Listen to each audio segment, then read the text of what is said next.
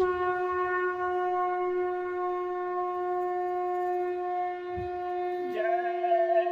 गुरुदेव। जय गुरुदेव।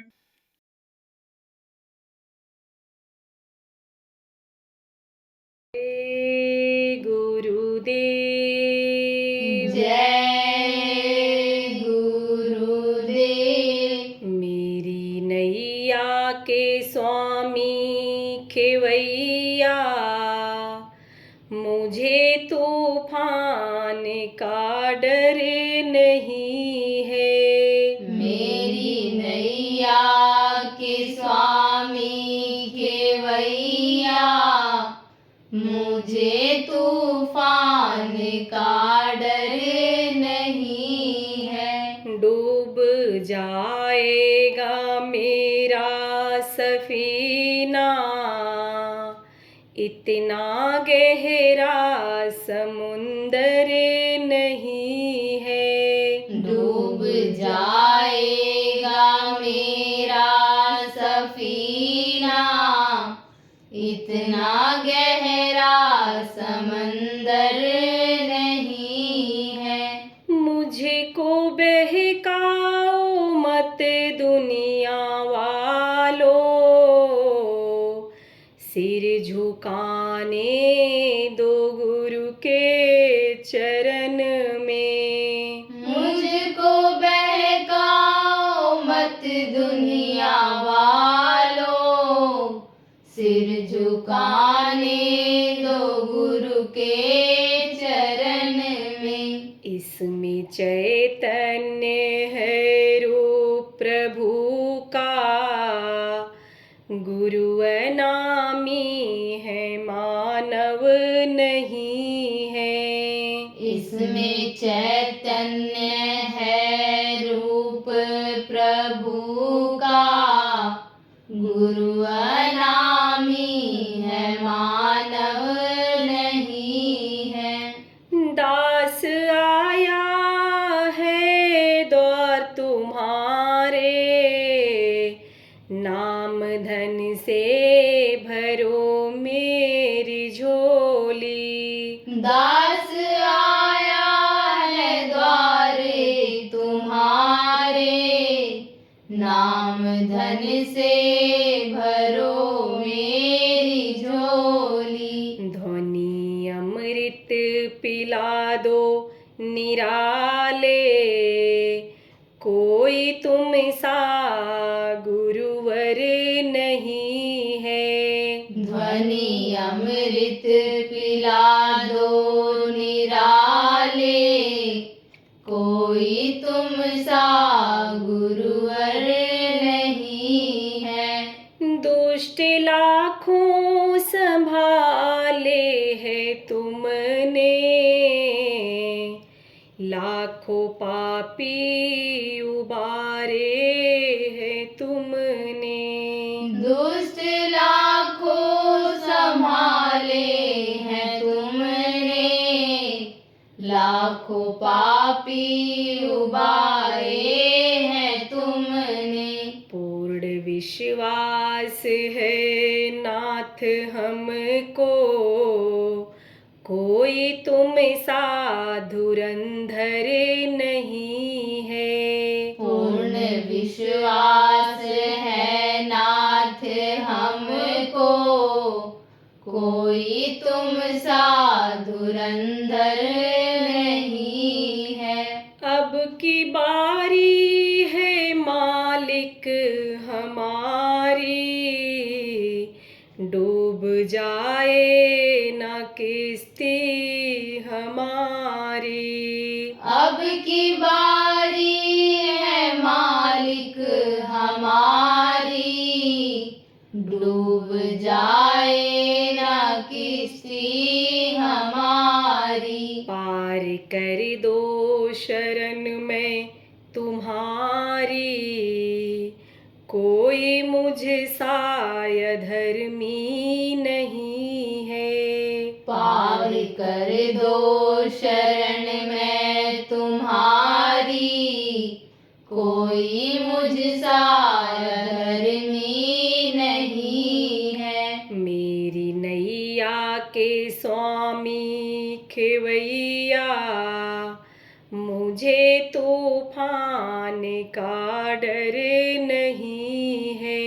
मेरी नैया के स्वामी खेवैया, मुझे तूफान का डर नहीं है। डूब जाएगा मेरा सफीना, इतना गहरा समुंदर नहीं है। डूब जाएगा मेरा सफीना, इतना गहरा समंदर नहीं है। मेरी नैया के स्वामी खेवैया, मुझे तूफान का डर नहीं है।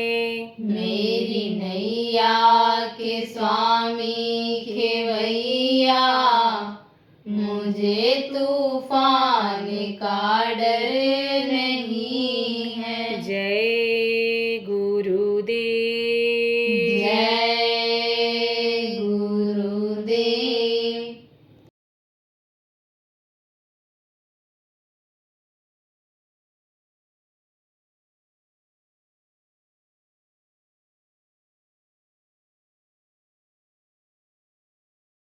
कि हर तरह के लोग राजा के दरबार में रहा करते थे। कापुरुष भी रहते थे, नाच गाना करने वाले, मुशायरा करने वाले, हंसाने वाले, सब हर तरह के लोग रहते थे। लेकिन राजा सुनता तो रहे, लेकिन यही सोचता रहे कि 365 दिन जैसे बीतेगा, 1 साल जैसे बीतेगा, तैसे हमको गद्दी से उतार देंगे। गया एक दिन घूमता हुआ वेश बदल करके। राजा लोग वेश बदल करके घूमते थे, देखते थे प्रजा को क्या दिक्कत है, क्या परेशानी है, देखते थे।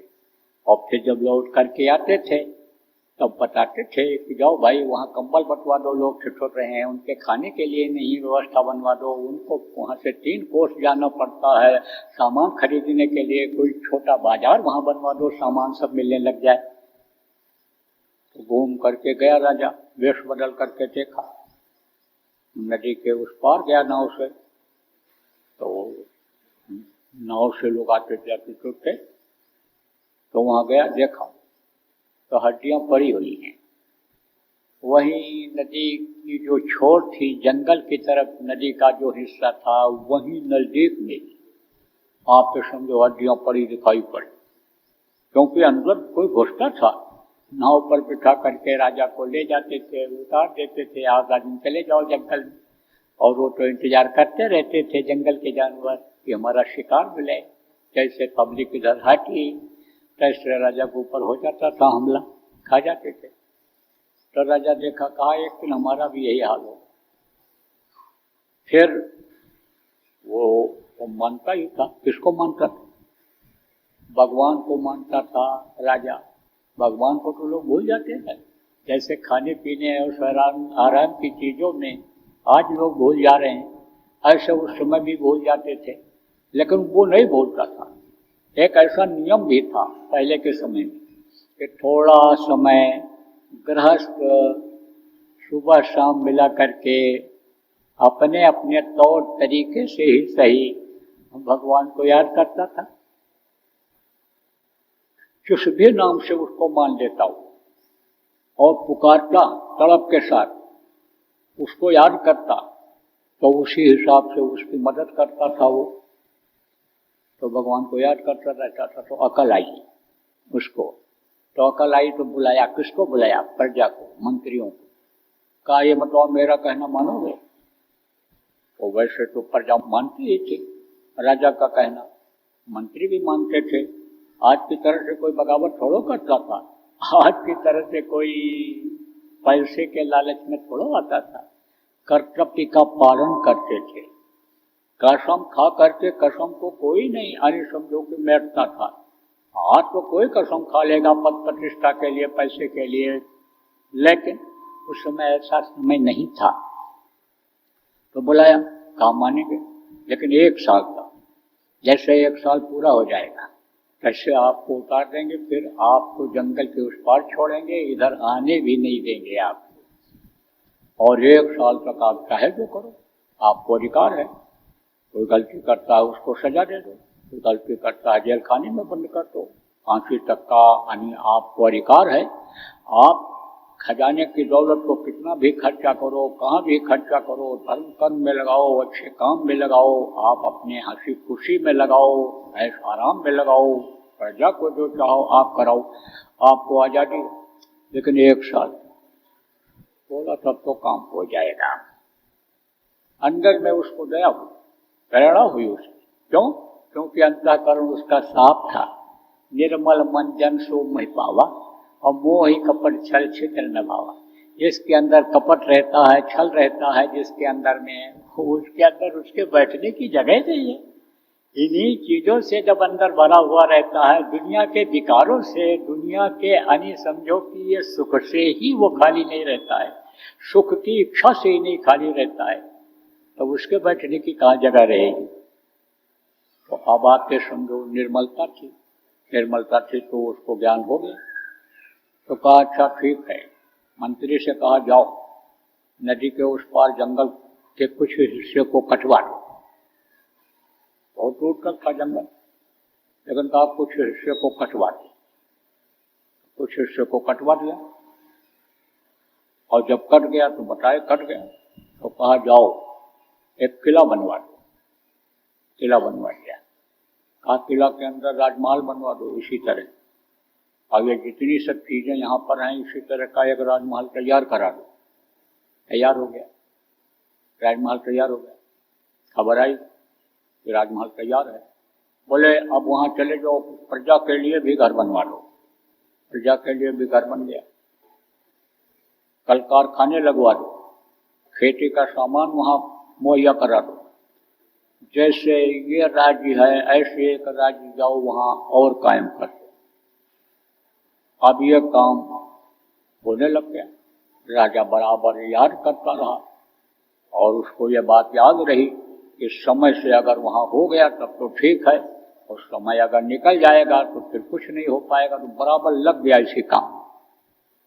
कहते हैं ना कल किसी ने देखा है, और आप वादा करते हो, किस चीज़ का वादा करते हो? प्रचार के लिए कल चलेंगे, परसों चलेंगे, तब तक समय निकल जाता है। भजन के लिए चलो कल करेंगे, परसों करेंगे, बस जिंदगी ऐसे खत्म होती चली जाती है, पता ही नहीं चलता है। बुढ़ापा आ जाती है, तो बुढ़ापे में कुछ हो पाता है? कुछ नहीं। फिर तो क्या हो जाता है इंसान, आदमी क्या हो जाता है? हारा जुआड़ी। जुआड़ी जानते हो? जुआ में जीत जाते हैं, जुआ खेलते हैं, और जुआ में हार जाते हैं। तो जिस दिन जीत जाते हैं सीना तान के आते हैं, हंसते मुस्कराते चलते हैं। जिस दिन हार जाते हैं नीचे पैर नहीं पड़ता है, पैर लड़खड़ाता है, चल नहीं पाते हैं इससे। तो जुआरी को देख लो, नीचे सिर करके आ रहा है, और जो है सोचता हुआ आ रहा है, दुखी है, तो समझ लो आज हार के आया है। तो ऐसे जीवन से आदमी हार जाता है, हारा जुआरी हो जाता है। तो समझ लो प्रेमियों कि वो ये बराबर सोचता रहता था कि कहीं हम हार न जाए इस जीवन से, हमारा ये जीवन पाना न बेकार चला जाए। राजा का जो हमको यह पद मिला है वो कहीं हमारा पद न चला जाए, इस चीज़ की उसको चिंता फिक्र रहा करती थी। इसीलिए कहा गया है कि जो अच्छा काम हो उसको तुरंत करना चाहिए। तो बराबर जायजा लेता रहता था। अब 9 महीने में मकान बन करके, राजमहल बन करके राज्य तैयार हो गया। तब फिर हुक्म दिया आप जाओ प्रजा को बसा दो, और इसी तरह का सब कल कारखाना चालू हो जाए, पावर हाउस बनवा दो, पानी का इंतजाम सब करा दो, प्रजा को ले जाओ वहाँ, अब बसावट कर दो। ये बसावट होने लग गई, प्रजा जाने लग गई। पुराने घर में कोई नया, पुराना घर छोड़ करके कोई नया घर में जाना कैसे नहीं पसंद करेगा? साहब बोले भाई ये सब छोड़ो, पुराना हो गया, बनवाना पड़ेगा। राजा ने बनवा दिया, चलो वहाँ चले। बहुत से लोग चले गए। फिर उसका एक दोस्त था, उसको उसने कहा कि इसी को देख रेख के लिए कर दो। कि जैसे राजा लोग अधिकार दे देते हैं, अधिकारी अधिकार दे देते हैं छोटे अधिकारियों को कि जाओ तुम ये काम कर लो, और वो जाता है, पावर रहता है, दस्तखत कर देता है, वो काम हो जाता है। ऐसे ही राज्य को चलाने के लिए कोई राजा तो चाहिए। तो एक अपने जिगरी दोस्त को उसने बैठा दिया। तो राजा का दिमाग बहुत तेज होता था। जो 10 आदमियों को चलाता है, तेज दिमाग नहीं होगा तो कमजोर दिमाग वाला कर पाएगा? नहीं कर पाएगा। अब चाहे वो छल करे, चाहे कपट करे, चाहे अपने फायदे का काम करे, लेकिन दिमागी आदमी चाहे घर का काम करे, चाहे अन्य समझो भाइयों को कुछ न दे, अपने ही नाम से जमीन सब करा ले, लेकिन दिमागी ही आदमी खानदान का इज्जत बचा पाता है, दिमागी आदमी संकट को चला पाता है। लेकिन जो संकट चलाने वाले लोग हो, इस चीज को आप समझो कि दिमाग लगा करके जिस तरह से संकट का काम चला रहे हो, जिस तरह से संकट के काम को बढ़ा रहे हो, ये अगर अपने स्वार्थ के लिए करोगे तो लाभ और मान क्यों क्या है, पढ़ेगा फिर तुझे देना। जो इज्जत मिल रही है, जो सम्मान मिल रही है, यही काम अगर छिन गया तो आपसे कोई जय गुड्डू बोले? सोचो, आप संगत के जो जिम्मेदार लोग बैठे हो इस बात को सोचो। कोई जय गुड्डू भी जल्दी नहीं बोलेगा। उतरे हुए की कोई कीमत नहीं होती है। जब कुर्सी पर रहता है, पद पर रहता है, जब जगह पर रहता है, तभी उसकी कीमत रहती है। तो राजा ने अपने दोस्त को बिठा दिया, लेकिन दिमागी था, तो जैसे आदेश दिया कि इनको वहां बैठा दिया जाए देख रेख के लिए, ऐसे ही दिन गिनता रहा। आपकी तरह से थोड़ा भूला, जैसे आप मौत को भूल रहे हो, बुढ़ापा आएगी इसको भूल रहे हो, आप जैसे बुढ़ापे में भी जवानी ही याद कर रहे हो, ऐसे वो थोड़ा था। वो याद रखता था। जब 3-4 दिन रह गया उतरने को गद्दी से, तब फिर हुक्म दिया कि अब उसको यहाँ बुला लो, अपने दोस्त को। अब वो उधर नहीं जाएगा, अब वो यहाँ रहेगा, यहाँ रहेगा। अब उधर खाली कर दो। तो 3 दिन पहले आदेश हो और वो वहाँ से उतार दिए गए, क्योंकि प्रजा और मंत्री तो उसके कहने में थे। 3 दिन के बाद उसकी कीमत खत्म हो जाती, तो उसने आदेश दे दिया, अब वो चलाए। अब नियम के अनुसार प्रजा आदर के साथ, सम्मान के साथ प्रजा ने राजा को गद्दी से उतारा और ले जा करके नदी के उस पार छोड़ा। तो अब तो जंगल वहाँ था नहीं। राजा का स्वागत करने के लिए वहाँ उन्हीं के कर्मचारी, उन्हीं की जो प्रजा थी खड़ी है, और उसी तरह से जैसे यहाँ सम्मान होता था, स्वागत होता था, इसी तरह से अन्य समझो फिर ले जा करके गद्दी पर बिठा दिया। तो भाई ऐसा काम क्यों न किया जाए कि शरीर छूटने के बाद यानी वहाँ भी इसी तरह का स्वागत सत्कार हो, अपने घर पहुँच जाए, अपनी जीवात्मा को पहुँचा दें, उधर भी ऐसे ही सुख, इससे भी ज़्यादा सुख मिल जाए, ये काम क्यों न किया जाए। तो इस दृष्टांत का मतलब क्या होता है? दृष्टांत का मतलब क्या होता है कि ये देखो, माया का बाजार आपको बताया, माया का बाजार लगाए। इस बाजार में क्या मिलता है? खाने की चीज़ें मिलती हैं, शरीर को स्वस्थ रखने की चीज़ें मिलती हैं, गर्मी ठंडी को बचाने की चीज़ें मिलती हैं, ऐश आराम की चीज़ें मिलती हैं। तो ये माया का बाजार में ये शरीर है, और ये आत्मा क्या है? आत्मा समझ लो कि इसका राजा है, शरीर का। अब आत्मा को अगर नहीं बचाओगे आप, तो जैसे ये राज छूटा, जैसे ये बाजार छूटा, जैसे ये आपका अन्य समझो कि कहते हैं इनका भैया राज है, यहाँ इनके यहाँ टूटी बोलती है, ये यहाँ प्रभावशाली हैं, इनके पास बहुत ज़मीनें हैं, इनके पास बड़ी दुकानें हैं, कल कारखाना है, तो वो जैसा उनका राज छूटता है, ऐसे यह राज जो शरीर वाला है छूट जाएगा, और ये जो शरीर को चलाने वाला राजा है ये फंस जाएगा। तो इसके रहते रहते चिंता करो, फिक्र करो, वहाँ के लिए भी अपना स्थान बनाओ जहाँ आपको छोड़ करके जाना है। और जब आप ये सीख जाओगे, जो उपाय अभी बताया गया आपको और जो उपाय आपने किया आज, ये जो अभ्यास आपने किया, ये जब आप करने लग जाओगे तो आप जीते जी भी अरे समझो मरना सीख जाओगे, आप समझो आना जाना सीख जाओगे वहाँ। जैसे राजा का जब वहाँ यानी आप ये समझो कि बनता था, राजमहल बनता था, राजा का जब वहाँ पर यानी पर जाके बसने का बनता था, तो राजा को कोई रोक थी जाने में? कोई रोक नहीं थी। लेकिन ऐसे अगर चला जाता, जब जंगल होता, पल जाता कि नहीं पल जाता। ऐसे ही इस जंगल को काटो। कौन से जंगल को? ये जो 84 का जंगल है, यह जो कीड़ा मकोड़ा और ये सांप गोजर बिच्छू, यह जो 84 का जंगल है, इसको काटो। इसको अगर नहीं 84 को काटोगे तो समझो कि वहाँ पहुँच ही नहीं सकते हो, तो इसको काटना जरूरी है। तो प्रेमियों, अब आप मतलब समझ गए होगे, इसलिए जो बातें बताई जाती हैं उसका मनन करो। न समझ पाओ एक दूसरे से पूछो क्या बताया गया, इसका निष्कर्ष क्या है, वो समझो, इसके बारे में लोगों पूछो और अमल करो, तब तो बात बनेगी। हमने तो आए और गए, सुने और एक कान से सुने दूसरे कान से निकाल दिया। दुख तकलीफ के लिए आप यहाँ पर आए तो कुछ न कुछ फायदा तो गुरु महाराज की दया से हो ही जाएगा आपको। यह ऐसा स्थान ऐसी जगह है कि गुरु की दया काम करती है, बराबर काम करती है। जो जिस श्रद्धा भाव से आते हैं उनको कुछ न कुछ फायदा होता है। लेकिन जब इस तरह के कार्यक्रम आयोजित किए जाते हैं और जहाँ साधक बैठते हैं, साधना करने वाले बैठते हैं, जहाँ प्रेमी बैठते हैं, इतने प्रेमी एक साथ जब प्रभु को याद करते हैं तो वहाँ तो कुछ न कुछ फायदा होता ही होता है, असर होता है। जहाँ भजन लोग करते हैं वह लगातार करते हैं, वहाँ की जमीन जग जाती है। धरती जगाई जाती थी पहले, अब भी लोग जगाते हैं। जगाना जानते नहीं है इसलिए फल नहीं मिलता है। लेकिन जहाँ भी कोई धार्मिक स्थान बनाने को होता था, जहाँ भी कोई यज्ञ यानी का अनुष्ठान होता था, पहले भूमि पूजन होता था, उसको जगाते थे। क्योंकि आपको पता कि जहाँ पर आप बैठे हुए हो, आज के 200 साल 300 साल पहले यहाँ क्या हुआ होगा, कैसा था, आपको कुछ पता है। और दूसरी बात यह है कि धरती ऐसे हिलती रहती चलती रहती है, तो ऐसी जगह पहुँच गई कि जहाँ पाप ही पाप हो। ऐसा स्थान पर आप पहुँच गए जहाँ पाप ही हुआ, जहाँ पर मुद्दे ही रहे हो, जीव को मार दिया गया हो, काट दिया गया हो, तो वहाँ भूत बसे कामान। वो भूत जैसे रहते हैं, कहाँ रहते हैं? जहाँ पर जलाया जाता है। जैसे अकाल मृत्यु हो गई किसी को, अकाल मृत्यु किसको कहते हैं? गाड़ी चढ़ गई ऊपर ऐसे, अचानक गिरे और खत्म हो गए। पेड़ पर चढ़ गए थे, पेड़ पर से नीचे गिरे, खत्म हो गए। किसी को किसी ने मार दिया, काट दिया।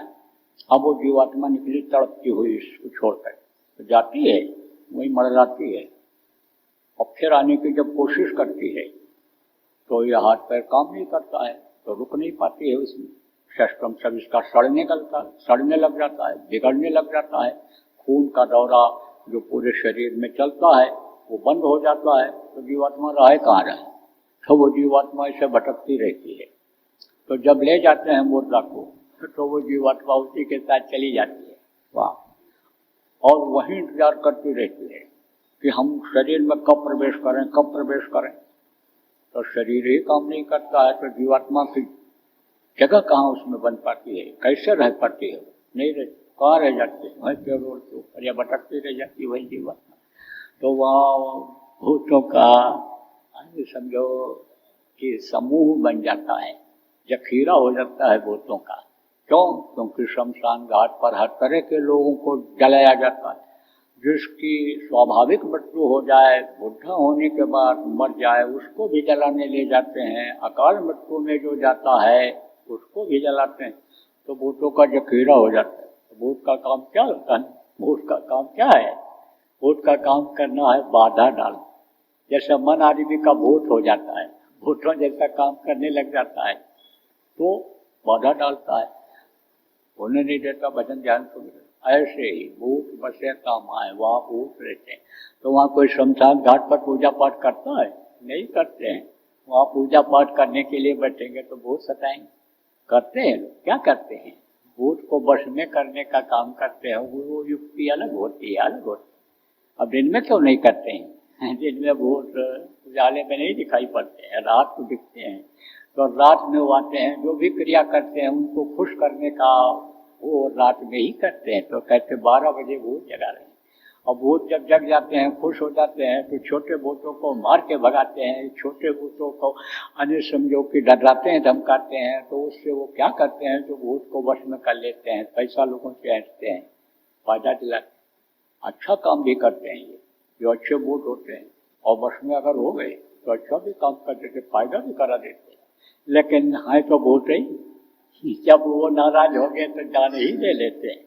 तमाम आंतरिक तांत्रिक होते हैं, बहुत गलत काम कर बैठते हैं मान सम्मान के और दाम के चक्कर में।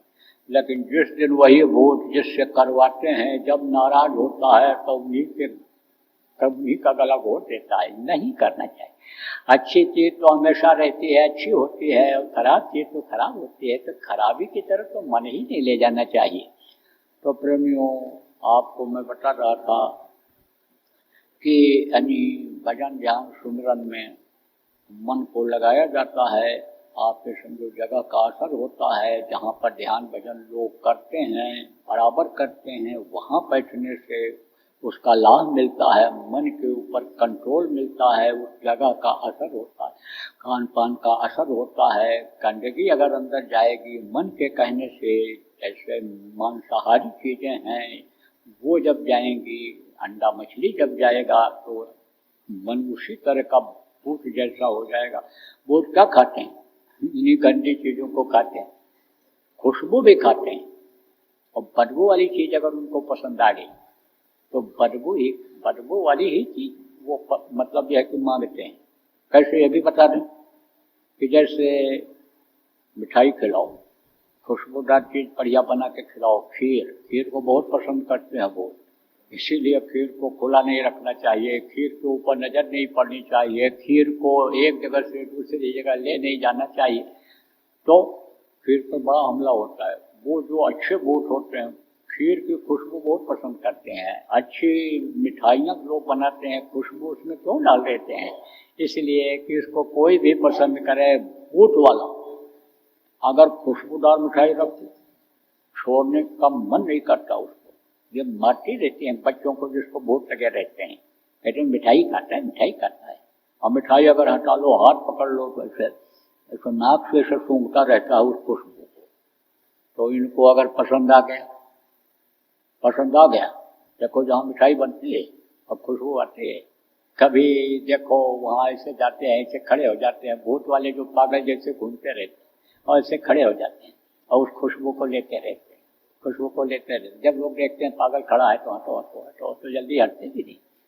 और कुछ ऐसे होते हैं कि जो शराब के गंध को पसंद करते हैं, तो वो जिसको भूत लगा रहता है उसको शराब ही पिलाता है, उसको शराब ही पिलाता है।